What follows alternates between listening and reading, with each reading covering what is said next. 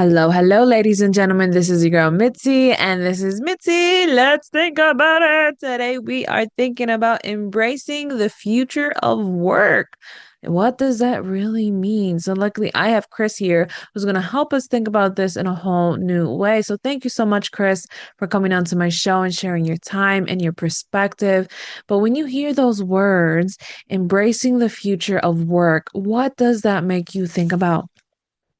Makes me actually think about embracing now.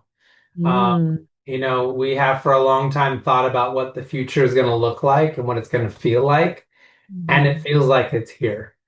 Um, Yeah, and so that's a lot different feeling than, seeing a movie or something where, the future feels so far away. Um, yeah, and aside from not having flying cars, I think we've got everything else. Like it's here. And so you need to be embracing that, or the future is now going to become where you're behind, right? Instead of the future being in front of you in this thing, it's not going to suddenly you're going to be like left behind everything. So the future feels very prevalent. yeah. I love that because people don't really think of it in that aspect. Like it's here. Like we are technically saying in the middle of what we never thought would be when we were younger. You know what I mean? So Mhm. to think of it in that time frame of like we are technically in the future and this is our present. And it's like how long far off in the future are you are traveling to go, because some people are beyonds away, and other people it's about just being present and in the moment that makes sense. And you're right. The flying cars may not be here, but I know they're working on it. You know what I mean? They're Working on working it. on a lot of things. So it just really shows that technology is advancing. The way that we are communicating is changing and evolving. And I think we are seeing that with work and workplaces and work environments, companies, you know what I mean? They're changing and evolving in such a way that humanity is also going to start perceiving themselves differently along the way. So for you, how do you help people embrace and be adaptable through these times? Well, a few ways. So one of the big things that I've been talking to companies about and at conferences is for them to understand why change feels like it's going faster right now. Mm, And when we understand that, it's a little bit easier for us to feel comfortable to actually decide what to do or what not to do with that information. So it's not just that you feel uncomfortable or you feel like things are moving fast. They really are moving faster. And, yeah. and so that helps people understand what they can maybe do or not do going forward. So this is not a you problem, this is the world problem. And really, the amount of change that we're seeing is actually we've gone beyond this idea of change. It's really disruption. So we Mm, are now in this time of disruption. Smartphones disrupted our lives, but they took 5 years to get 800 million users. You could yeah. argue Netflix disrupted our lives. We used to drive down to Yeah. Blockbuster and get that video or go to Redbox, but then all of a sudden we could just watch it on our TVs. That Yeah. was disruptive. It took 10, 11 years for Netflix to get 800 million users. Do you know how Mhm. quickly ChatGPT just by itself, not Perplexity, not Claude, but just ChatGPT, how long it took it to get 800 million users? 3 years. 17 17 17 minutes? months. Oh, 17 months? Months, Wow. 17 months. Yeah. Oh, wow. So we had 5 years to figure out smartphones. And for your friends, if you were the first one to get one, your friends had time to see what it did and what it didn't do and check yours out and Hmm. decide if they really wanted to have it or just keep their old flip phone or their BlackBerry or whatever. Yeah. 17 months, like, no, AI is here. AI is happening, and you better be using it and you better understand it because your time period is already left for you to Mm. decide whether or not you like it. So unless Mm. you're getting having a retirement party this year, and you're gonna go off in the sunset, like if that's not you, you better learn AI. Yeah. It's gonna be important for you. So those are two of the like big things, and then I'm also helping people just understand how to handle change. How can they, as a Mhm. human being, deal with change, with being more healthy, with focusing on what they can control, being more human in their interactions, and how do they choose Yeah, to show up. We can use AI and it's a great tool, but you could also like overuse it and just sound like a robot all the time. So there's ways in exactly. which we can kind of balance and think about this in a really unique way. And that's what I've been helping companies do.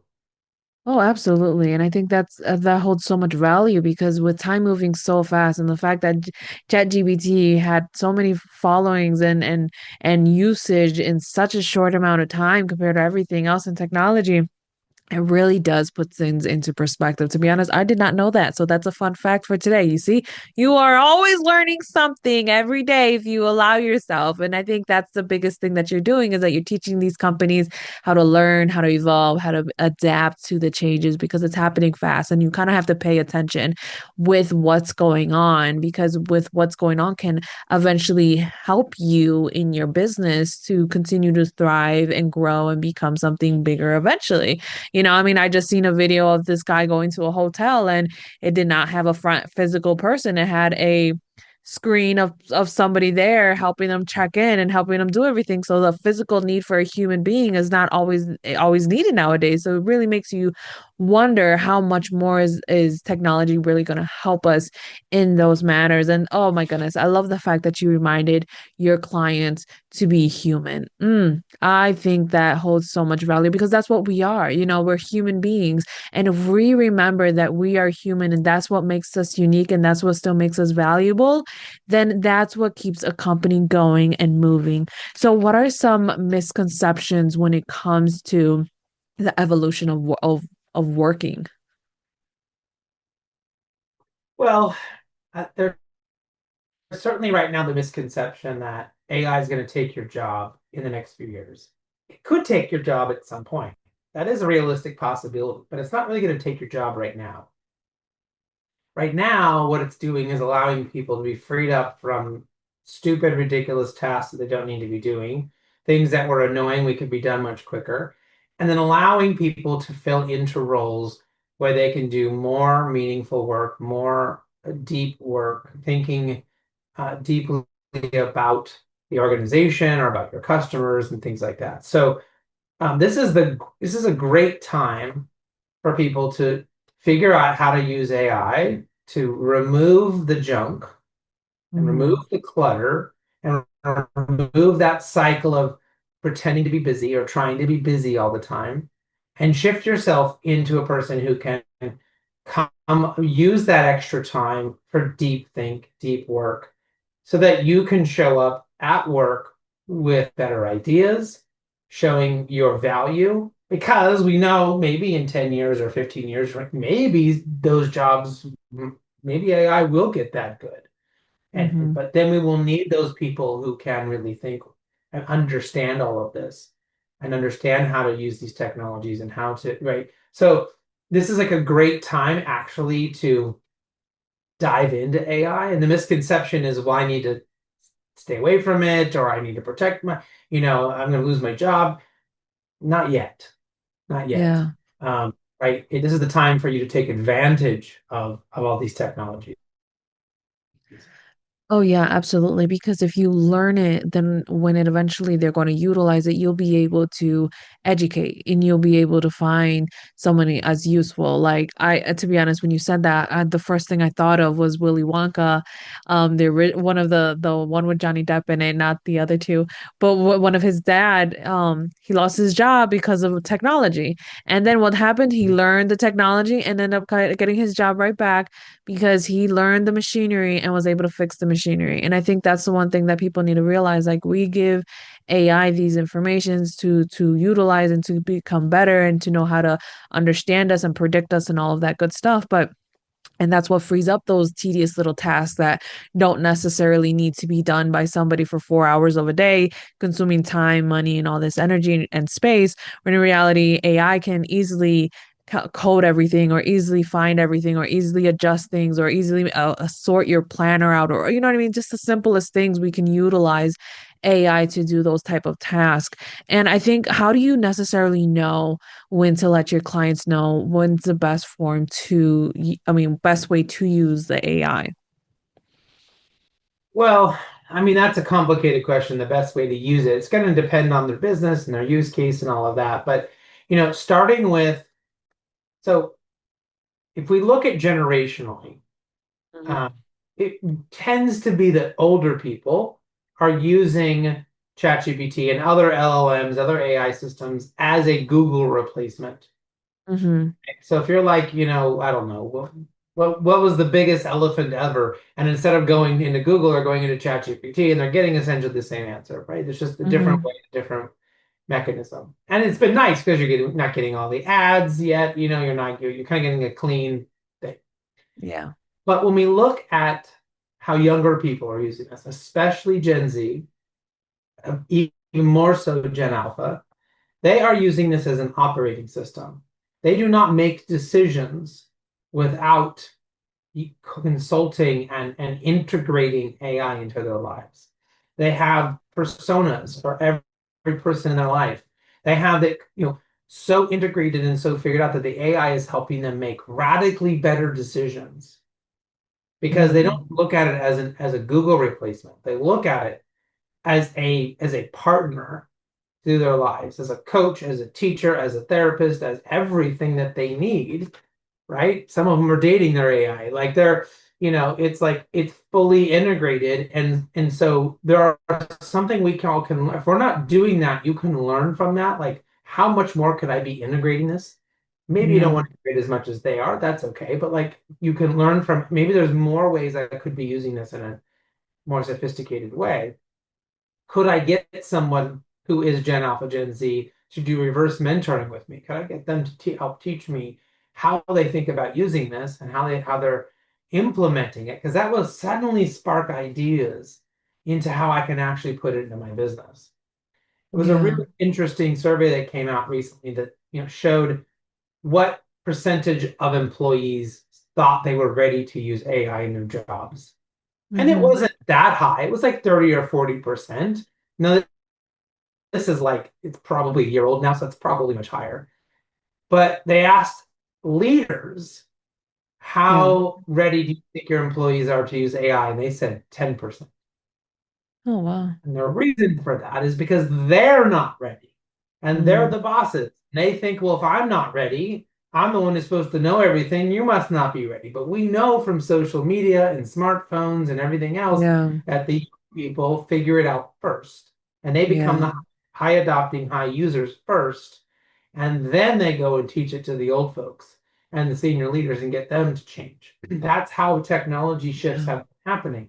So if you're stuck up here thinking, oh, well, I'm going to go, we're not ready, or we're not really going to use it, we don't need to happen, go talk to a young person and find out how they're using it. And you might find pretty big shifts in your thinking about how you need to approach AI. Oh, that's interesting. And to be honest, I never heard anybody say it the way that you said it.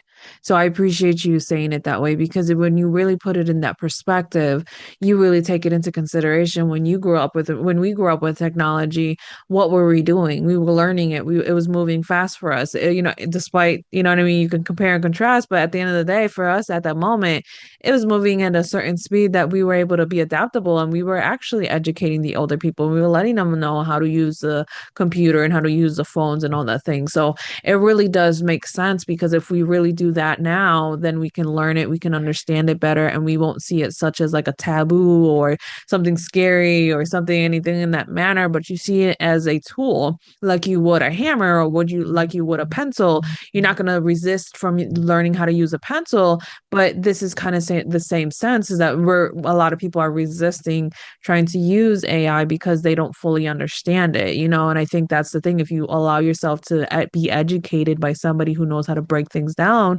then you're able to see it in a different perspective, like you just did right now. So it really does show the value of AI. So for you, how long have you been utilizing AI?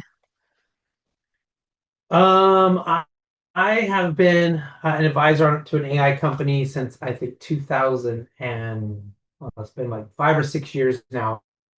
I'm advisor to one AI business that does corporate memory. Mhm. And I have started my own AI company where we will be launching here at the end of the month. Oh, nice. Very nice. Yeah. So, I mean, it sounds like you really do see the benefits and the pros of it, and you see the future of where it's going, and it really could help any business. Is there any, do you think there's a business that it just won't be able to help? I mean, there are places where that human interaction is going to continue to be vital. I mean, in time, I'm sure that they can build a robot and build a program to do anything, and I'm sure there's going to be somebody's going to go marry one. And, like there'll probably be crazy things in our future or maybe our grandchildren's futures, but, there's too many things right now. We know that right now, LLMs and AI don't know how to tell jokes. They're pretty Mm, bad at telling jokes and creating okay. jokes. There's a certain amount of like context and language that I mean, the day that they can outright humans to make jokes, you will know they have reached a level of sophistication that is scary. Okay. If you go in and ask ChatGPT a joke right now, it's pretty terrible. Like it's cheesy and it's like, the level of sophistication, because the way LLMs are working is they're trying to predict what you want. Mm-hmm. It's a mathematical prediction. And so you're telling it something and it's trying to predict what you want and what is the truth. Okay. And that's why we know sometimes they hallucinate. The new ChatGPT 5 has been solving a lot of that problem. A lot of times they'll hallucinate because it wanted to try so hard to give you an answer that should be correct based on everything it knows. This should be. I mean, I had one time like in the thing, it helped me write an email for a client, and it told the client that I had worked with this really big bank. I Mm-hmm. had never worked with that really big bank. It hallucinated. But in its mind, it was like, well, you worked with all these other big companies. You must have also worked with them. Like by now, I mean, it was making a logical guess that this was Yeah. correct, but it was wrong. I hadn't actually Yeah. done it. And it's the same thing with like comedy. Like it's trying, but it doesn't really get it. So there are Mm. there are definitely things it can't do now. I'm not going to say ever. Yeah, I mean, we can never say never because we always are learning and evolving at the same time, and with time, it's going to reveal different things. So I guess that's a good thing to look out for. Oh, that's interesting. Has been really an interesting conversation. Thank you so much. And I know time is catching up to us. So what can be some lasting words that you can leave us off with to keep on thinking? Well, to keep on thinking, I would say remember that what you focus on grows. So if you are focused on your problems and you're focused on the things that cost you money or whatever, you're focused on something that's negative, you're going to get more of that in your life. So Yeah. if you focus on positive things, right? If you focus on where you need to learn, what Mhm. degree you need to get, or I don't know, focus on where you can go make more money if you feel like you don't have enough money. Like, what is the thing? If you put your focus on that, that will grow. Yeah. And I think people forget that so much focus on negative things and then wonder why more negative things happen to them. And that's because they put their focus there. Absolutely, I agree. Like that's something that people really don't think about is about where their focus is, where their selection is, how they're allowing their minds to wander or to their beliefs, and that really does make the biggest thing if you believe that, oh, my life sucks and nothing works out for me. Well, you're gonna prove that. You're gonna see that in your daily life. But if you say, oh, my Yep. life is amazing, I have great things coming for me, you're gonna see all of the great things coming your way. So absolutely. What you focus on grows. I love that. Thank you so much, Chris. And ladies and gentlemen, if you want to know more about Chris and all that he has to offer the world, go check out his website. I have it available in the description. You'll find the link. Click on it. Bloop. It goes directly to his website. Find all the great content. Oh my goodness. He has so much great content. Even has books for you to just keep on thinking, ladies and gentlemen. So please, with that being said, always keep thinking. Bye.